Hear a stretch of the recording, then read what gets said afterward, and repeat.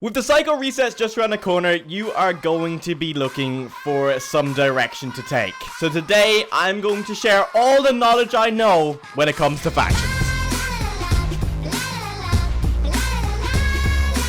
Okay, so with the reset around the corner, I thought that this would be the perfect time to actually make a video on all the tips and tricks. And just a disclaimer, I am not the best faction player ever. And these tips and tricks, I won't really say that they'll work for people who already have a very, very well-established factions. These are for people who are maybe in groups of 3s or 2s or 4s or whatever. But the people like Nexus and like just all the people, all the big factions, if you have a group of 20 people, you know what I mean? You don't need to watch this video. You're okay. So I'm going to try do this show in chronicle order. So starting from what you would do from the start of the map to like the end of the map or whatever, that kind of way. Just as a disclaimer, I am not the best at factions at all. Just again, just in case anyone wants to comment down below and blah blah blah type like a ninja warrior. But I am not the best at factions. These are just my tips, and I just want to share them with you. And I'm gonna do this in chronicle order, like I said. So it's gonna be like, well, if you're joining the server, you're gonna want to make a base first, get like a safe place up, and then money, then probably finding bases, all that kind of stuff. So I'm gonna be going through the series. So guys, if you want another episode of this, slap that like button, show me some support. I think that this is the best time to actually do this series. And if you guys really, really want to get good at this, some of the tips I say, make sure you just go ahead and maybe try it on a server that's not reset yet. Like come onto Witch, try it on here, try the tips on here and see if they work out for you, see what works best, so that when the server actually resets in the future, then you'll be ready for it and you'll know what to expect. Okay, so when you spawn in, now this guide is going to be based off adventurers, but I will be giving the donator some tips on what they can do. So when you spawn in, you're going to have 3 kits. You're going to have daily, which is going to give you pretty much daily armor, some food, some stuff like that. I think you also get a default kit when you spawn in. You're going to get daily, you're going to get weekly, which will give you diamond armor, a few bits of bobs,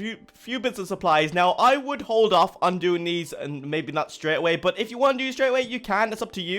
And you also get kit once, which just gives you a few more extra supplies. Now, kit once isn't the greatest kit in the world. So either what I would personally do if I was going to use kit once, or when I was going to use kit once, I would use kit once if I got extremely, extremely desperate. You can do the opposite and use kit once and sell it for money. Now, make sure you utilize your ender chest. This is very, very important because it's just a free slot. Like you have, I don't know how many slots you have in here, but literally it can't be raided. You guys know this, so make sure you utilize it. I see people log on and they don't put anything in here. For example, I don't need this iron armor, so I might as well just stick it in here for now. I don't need this sword. I don't need this right now. I know it's not useful stuff, but it might come in handy soon. And you want, maybe I can ration out some of my supplies, maybe keep a few golden apples on me. And obviously strength pots, they're not that valuable. And this stuff I could throw all, to be honest, all this stuff right now I could throw into there. Okay, so once that's all in there, now that stuff is safe, so if you die, at least you have a second chance at getting some supplies and getting some stuff going, because if you do all your kits and start running out and then you die, you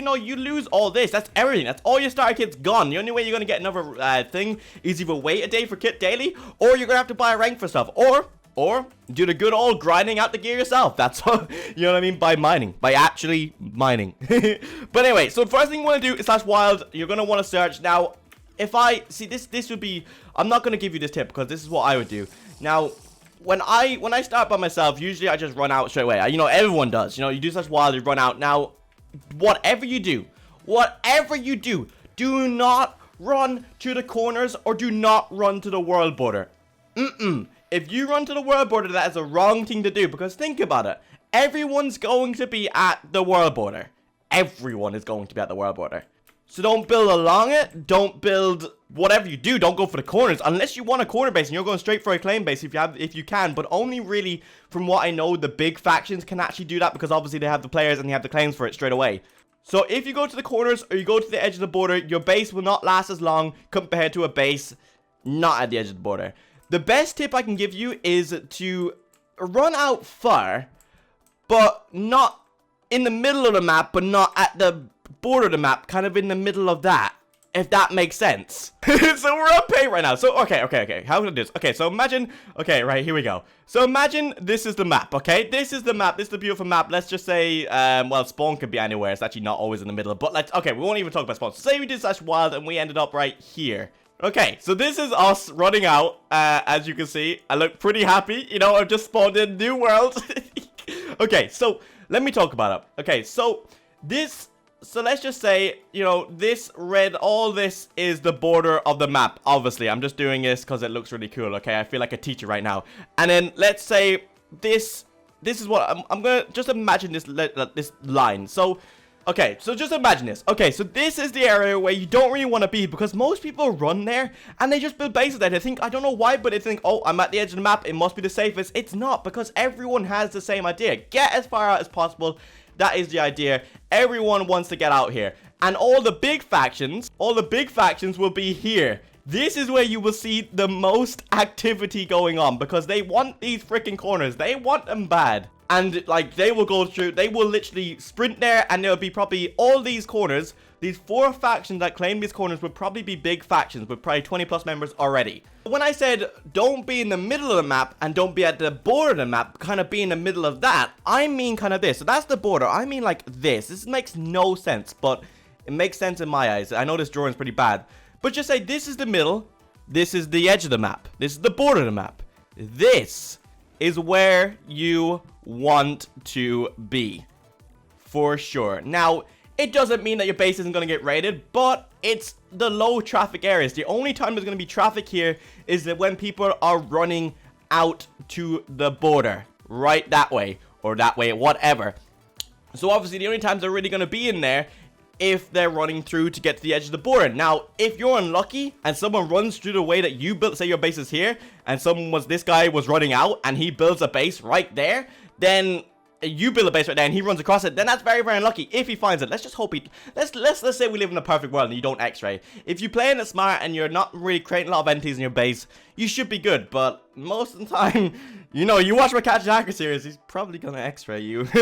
So anyway, this place isn't going to save you, but you have less chances of getting raided, and that's for sure. But this is the sweet spot where I like to live, and to be honest, I'll just give an example of it right now. It's not the best example because the map is kind of older, but let me just show you something. I did the exact same thing with this unclaimed base. Now, you guys recognize it's the unclaimed base that I made ages ago. Just someone did an absolute huge makeover to it, but this is in that sweet spot I was talking about. I've always tried to live in this sweet spot, and the best way to do it is obviously get the chords, and then you kind of know when you're kind of in the middle of it, let's just say. But like, this is literally in that sweet spot, and it hasn't been found. It's unbelievable how this hasn't been found. Fair enough, a unclaimed base, but this? How is this not being found? I don't know. Now, obviously, this isn't the best example of it because it is later on into the map, so there isn't as many people running out, but it proves it kind of works. And for people who, you know, I kind of want to show the chords, but I kind of don't because I kind of like the space. People think this is out the world border. It's not. Trust me on that one. It's not. Like, no, I can't. Okay, I was gonna give away some information, but no, it's stayed there so long. You'll see soon enough when it gets raided. Maybe it isn't there, but I don't want to give away the chords. It's been a good base. It hasn't done anything wrong. I'm not giving away the chords, but it's in that sweet spot. What I want you to do right now, if you're watching this and you're following this guide as the server resets, or you're just testing it out on just a normal server or something like that, I want you to run to that sweet spot. Just kind of imagine it, and then also run in angles that you think another player wouldn't run. Does that make sense? Like, if you see an ocean, maybe go around it. Some people, nowadays, some people go around it, some people go through it. Most people would probably go through it if they're trying to get to the edge of the border. But maybe if you see an ocean, go around it. So you're changing path and you're changing course so that you're not going straight out. Like, because there's probably, like, when the server resets, you're probably running with, like, 40 other people in the same direction. Maybe 100 or 200 blocks away from you. You don't even know. So just try change, like, kind of direction. Maybe go this way for a bit and go right. I know it takes a bit longer, but it might save you in the long run. But that's what I want you to do right now. And get out to that area where you feel like, okay, this could do. Alright, so let's say that we're out at our location. Now, you can either do two things, and to be honest, they're both the exact same. I don't really know if anyone's safer, but there is a little thing you can do with the underground type of base that I have found that has kind of worked, kind of hasn't. Like, bases have last long, and it's not just me, it lasted for Marks as well, but I'll explain that now in a minute. These are some tips and tricks that I usually do and stuff. But you can either build a sky base or you can build an underground base. Now, sky bases are fine.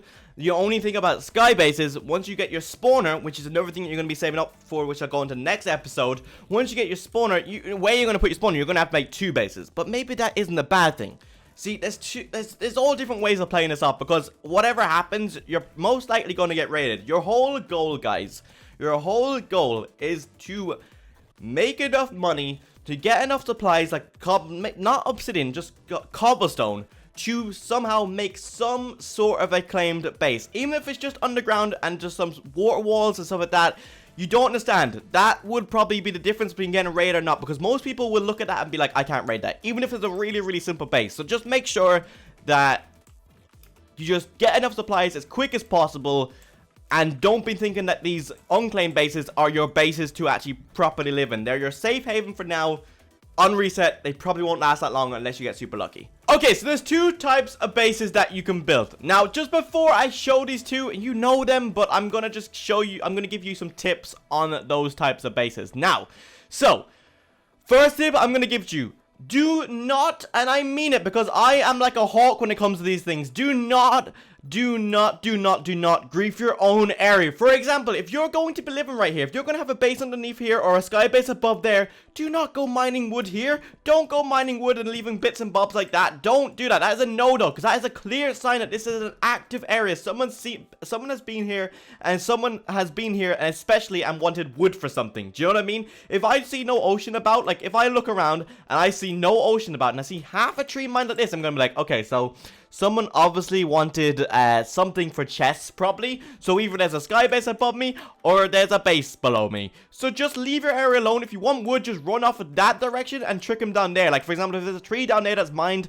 you know what I mean? It's not really going to fool them, unless they're X-ray and they've already got you anyway. So, oh well. But anyway, so there's two types of bases. Let's give some tips on this. Okay, so the first one, obviously, is a sky base. Now, pretty obvious, I know. And what you might be thinking, dude, put signs over that right now, because that will make it better. Now, you'll see a lot of people, if you raid sky base, they put signs over the base. Now, to be honest, signs, yes, okay, do it. Put signs over your base. So just put signs on top of your chests all along it, every spot. You can do that, but it isn't really going to save you for the people who are using a certain type of mini-map, which I think a lot of people are now.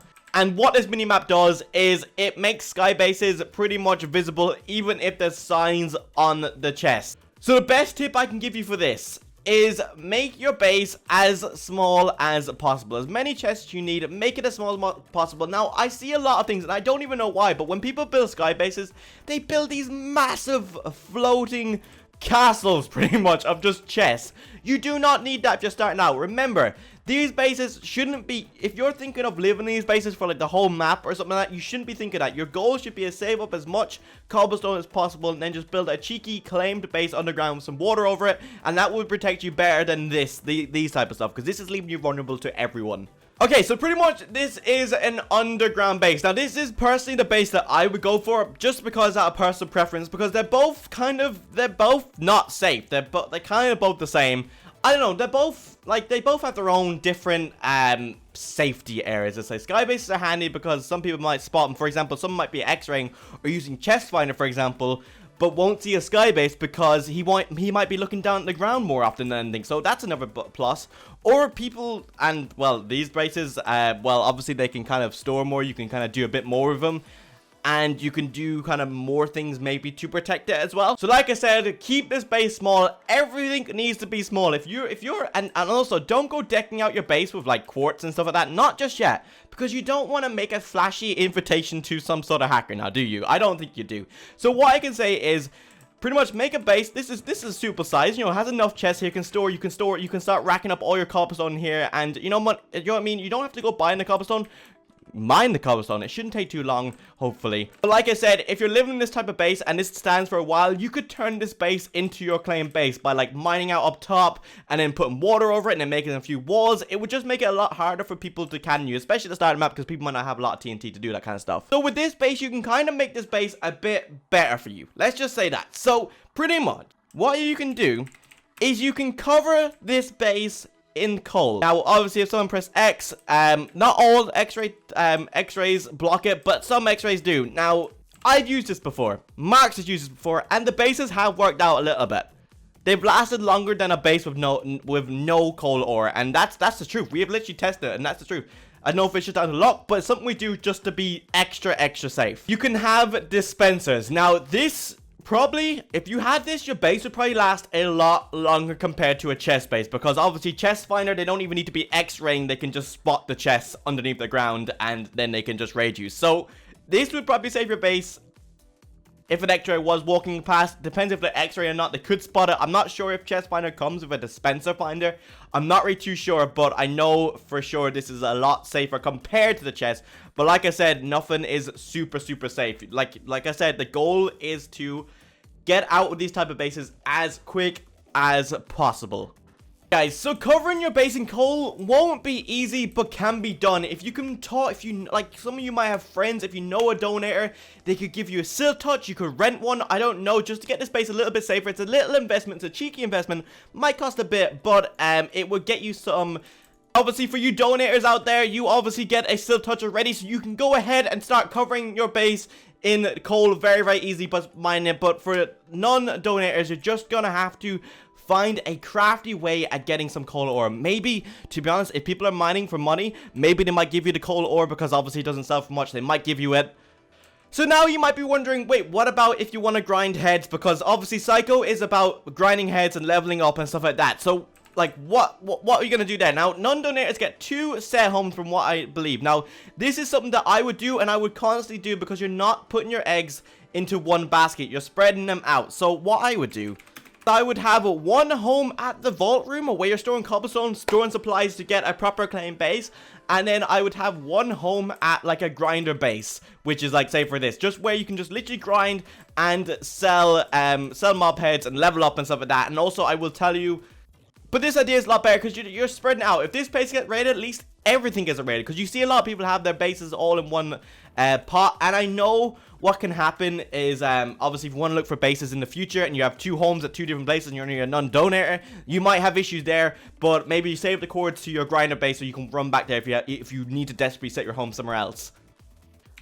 But whatever you do, do not make your base above, and I will give you more information on what to do with these bases next episode, and what this type of base where you're not really storing, but it's kind of your base to do all your crafty work, let's just say. So I'll give you more information on this next episode. But that is pretty much it, guys. Just play it safe, play it smart, think about stuff. Don't, like, for example, when people play the game, when people are starting out, they tend to go crazy with the bases. Like, they tend to make, like, their bases, like, for example, they have a base like this. Even this is a little bit big. They seem like people tend to have bases that could stretch out all the way to back here. You guys don't have that much stuff starting out. You know what I mean? No one has that much stuff, so you don't need a massive bases. Obviously, by keeping things smaller and compact, less chance of being found. Next episode will be about making money for your first mob spawner, and probably for anything else you want to purchase as well, if you want to silk touch and stuff like that, because this is based at non-donators. But obviously donators, you have a little bit of advantage with your kits and stuff like that, so you guys can make money in your own different ways. You guys can sort it out by selling, like, obviously your prop 4 sets if you want to, if people have enough money for it. But next episode will be about saving up for your next mob spawner, or your first mob spawner, which is going to be wolf. Tap that like button if you want the next episode. If we reach 2,000 likes this episode, I will do another one tomorrow. And then after that one, we'll probably move on to how I find bases, which I've touched on before, but maybe I'll go into greater detail with maybe some of my more cool paint drawings. But anyway, guys, thank you for watching. Hope these have helped. Obviously, like I said, these guides are based at people who are just kind of starting out and who maybe have a team of 4 or 3 people, not for the people who are really good at factions and have, like, teams of 20 people when the map starts out. But anyway, guys, thank you for watching. I'll see you guys in the next one.